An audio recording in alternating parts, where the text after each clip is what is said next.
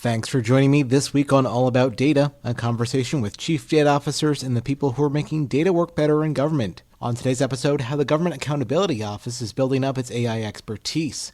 This is part 2 of a conversation I had with Lindsay Saul, GAO's Chief Data Officer, for part of Federal News Network's AI and Data Exchange. Can you tell me a little bit more about how GAO has been bringing in the sorts of data and AI experts to do this kind of work? Yes, so I think just starting with bringing in a chief data officer over the last 2 years is a testament to the dedication to getting enterprise data management right. So that's step one, as having that champion for enterprise data for GAO.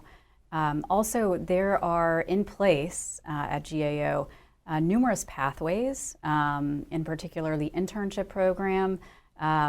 There's summer, spring, fall internship cohorts that interns can apply for, whether they're getting their bachelor's or master's, and they get hours through the program, but they also get to get matched to the chief data officer or the chief scientist or the chief human capital officer in order to hone their skills.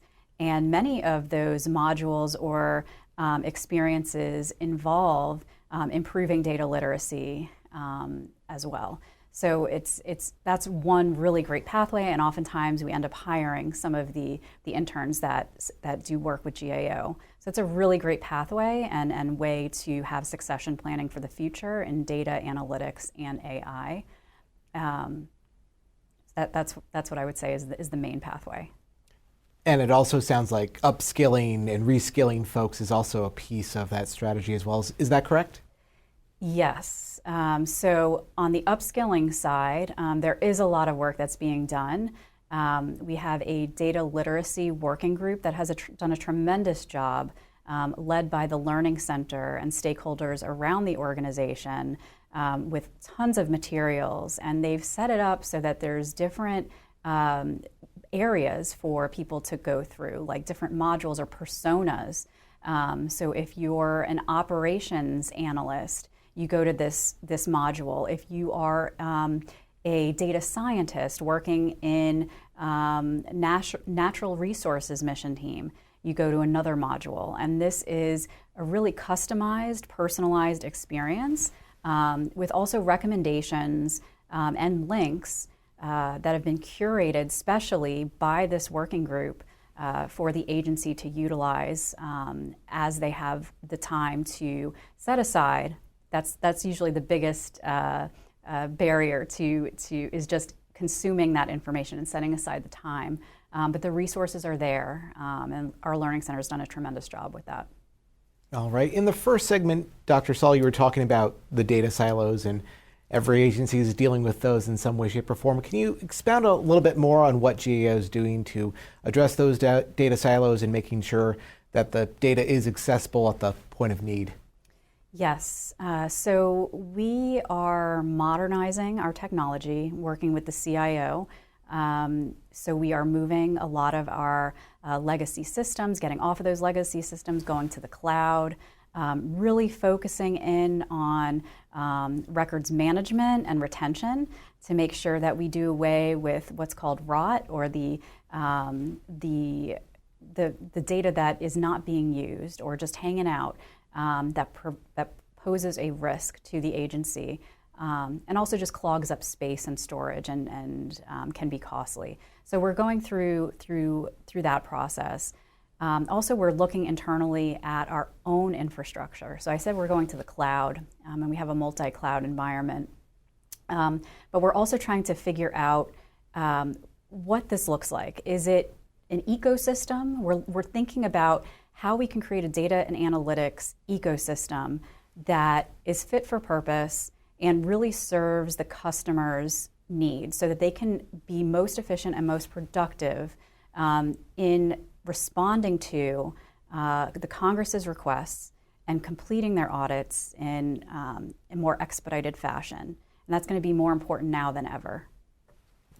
And you were talking also about GAO's AI framework and how that's been beneficial to agencies, understanding what are AI inventory use cases that should belong in that inventory, what shouldn't be, and beyond that. Can you tell me a little bit more about how that framework's been beneficial to agencies in getting started with AI?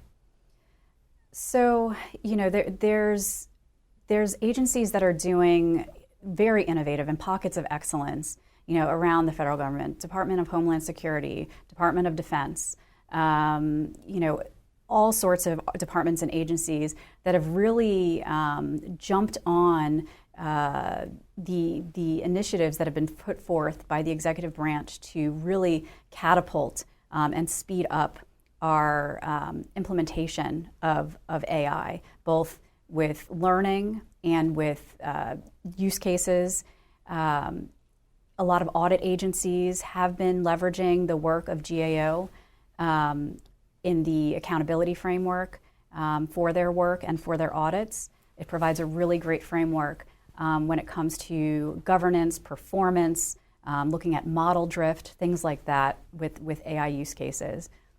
So even an auditor who is not an AI expert, not a data scientist, can look at this wonderful tool that GAO has created.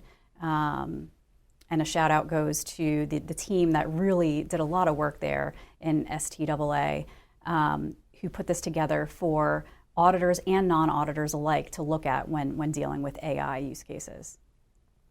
Yeah, and it does strike me that there's a really big community around data in the public sector, and federal agencies obviously play a huge role in that, but it also includes state and local governments, it includes academia, it includes a lot of partners out in the private sector. Can you tell me a little bit more about those partnerships, sum them up of how GAO interacts with them? Sure. So, that's one of the greatest things about GAO is our network of partnerships. We interact with over 70 universities through pathways to bringing on interns and new hires, but also partnerships with science as well. We have partnerships with the National Academies of Sciences, for example. We also have boards and advisory boards that come together that are appointed by the Comptroller General to come together and utilize the resources and experiences of past federal employees in leadership roles to bring to the table other experts in private sector and industry, in tech startups, to inform the leadership at GAO to make sure that we are really capturing the greatest and latest in the world of science and technology. We were talking in the first segment about a lot of the work GAO is doing with AI and the potential of where things could go. Is there a particular use case of how GAO is now using these AI tools to assist in its audit work? Anything that stands out to you? Sure. So we are really excited internally about our own internal generative AI tool. It's being piloted right now, or in the starts of being piloted. Lots of hoops to go through to make sure that we're doing things according to what every agency should do, and making sure that we are protecting, making sure copyright law is not an issue, making sure that the models don't have any bias, also making sure that we're going to labor relations and making sure that things check off there. But this tool, this generative AI tool, will curate information from our own internal works and reports from various sources, and allow our employees to ask the chatbot for a summary or for detailed information across these internal sources in order to get a highlight of what's really out there. So it'll save hours and hours of time of scrolling through hundreds of pages of PDFs and whatnot, and provide the highlights. And so we're using a tool that is customized with GAO information, but it's a COTS product. Yeah, so it really does leave those subject matter experts in the driver's seat, but this is an assistive tool that just kind of helps them get to those searches faster than they would otherwise. Correct. It's a tool to help. It's not going to replace the audit process or the human labor involved in conducting a thorough end-to-end audit, but it will expedite certain aspects of the audit in terms of research, gathering information, and internal knowledge in preparation for certain audits and whatnot. Yeah. GAO has, of course, provided things like the AI framework, these resources for agencies to make sure that they are deploying these AI tools in a responsible manner. What best practices more broadly has GAO identified for agencies to ensure they are feeding high quality data through these AI systems and that they are deploying them in a trustworthy manner? Right. So I think, GAO's best practices are probably best practices that are also gathered across industry and across the government that's been published. And those are to really make sure that we understand the data that's being plugged into these AI models, to take the outputs with a grain of salt. Validation of the sources is really key. Sometimes these generative AI, large language models, can hallucinate and make up information. And so there's always those risks. Really, again, think about the data sources that are feeding these models, because it's really important to detect bias in all of this. So you really want to make sure that the data source and the data set that's being plugged into the model is representative of the population based on the questions that are being asked. And then also AI or generative AI isn't a solution for everything out there. So you really want to make it useful and use it in certain use cases, in particular things that require summarizing, things that you want to do faster. And then use it as that tool, not as a replacement for the work that needs to be done. But if used correctly, it can provide greater productivity. It can really help our analysts, our auditors, and federal government employees and agencies and the workforce at large. So it really is a beneficial technology to our workforce. That's great to hear. Going back to what you were saying earlier with the GAO's IT modernization strategy that its CIO is working on, can you tell me a little bit more about some of the key pillars of that strategy and how it benefits what we've been talking about here of the deployment of AI tools? Sure. So one of the major themes is really modernization and making sure that that we are moving towards certain metrics that account for making things more efficient for the customer. A major focus this time is also customer experience. They have a customer experience division that is supposed to work seamlessly, frictionlessly with the customers, capturing requirements and translating them into technical requirements for the benefit of the Congress. So I think that is going to be a huge focus for this IT strategy. There's also, using low code, no code to make things quicker and faster. And so those are some of the key elements of the IT strategy. Yeah, one thing that always comes up when we talk about AI is this nature of a black box with the technology, that sometimes it can be inscrutable as to how the AI arrives at a certain answer. Or another moment of hesitancy for agencies is, is the AI going to produce the same answer every time to the same input? Is it reliable to keep, relying on what it's telling you when you prompt it? And so to those points, trust and transparency really seem to be key to what a lot of agencies are thinking about right now. What are GAO's recommendations there of making sure that the AI that agencies use, that it is trustworthy and that it is transparent? Yes, so those are great points, Jory. Trustworthy and transparent, really key. Make sure that we are that the code and the language underneath the model is accessible to the organization using it. It's not wise to just use a model out of the box without first looking at its components. You also want to be aware from a security standpoint and look in the terms and conditions and have your lawyers look at that as well to make sure that the output doesn't go back to the vendor or the commercial software company that is giving you that model.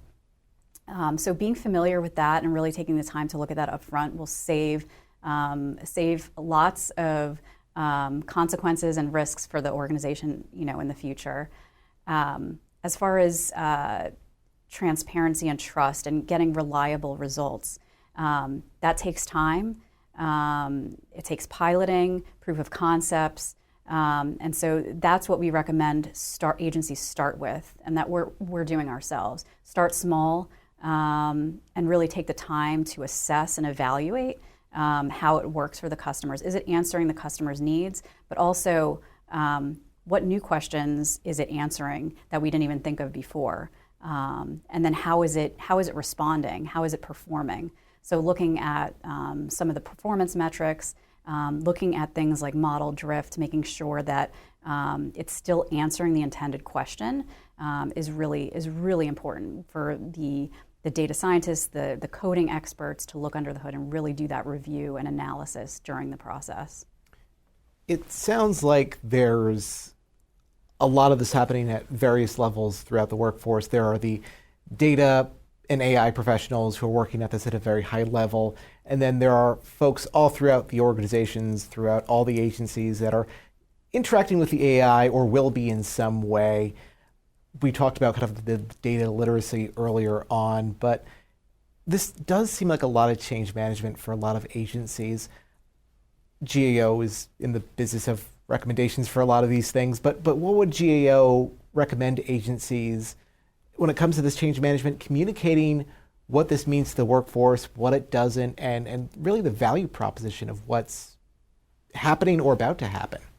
Right. No, it's, we're in the stage of the AI technology life cycle that we can't ignore it. We have to accept it. It's nothing to be fearful of. We need to rise to the occasion and take the time to really understand it. It's not scary. We've been using it in many applications for many years. Like in Word, for example, or Excel, or Google. So, there's various forms of AI that's being used, text recognition, things like that. And Dr. Saul, it occurs to me that a lot of this is happening very quickly for the federal workforce. There's a lot of change happening for them or is about to change for them. Can you tell me a little bit more about how agencies can prepare for all this change management, communicate what this means for the federal workforce, what it doesn't, and what the value proposition is for them going forward? Right. So there's a lot of opportunity. Definitely be concerned with some of the risks and educate ourselves on what those risks are. We need to all be a part of the conversation when it comes to AI. Don't shy away from it because it will be a part of our future and integrate it into our work experience and our everyday tasks and activities. It's already involved and integrated into some of the things that we're already doing and used to without even knowing it. So we know that sometimes the technological terms and jargon that's thrown out around AI can be scary and create some fear. AI is not going to take away our jobs. We're still going to be needed. It will make things more efficient, and it might shift the nature of the work that we're doing. So that's what I would say to other employees across the agency, and especially with regards to the impact it has with change management and behaviors and attitudes and beliefs around AI and the use of it in the workforce. That was Lindsay Saul, GAO's Chief Data Officer for the Government Accountability Office. You can find more data coverage at federalnewsnetwork.com. I'm Jory Heckman, and thanks for listening to this episode of All About Data.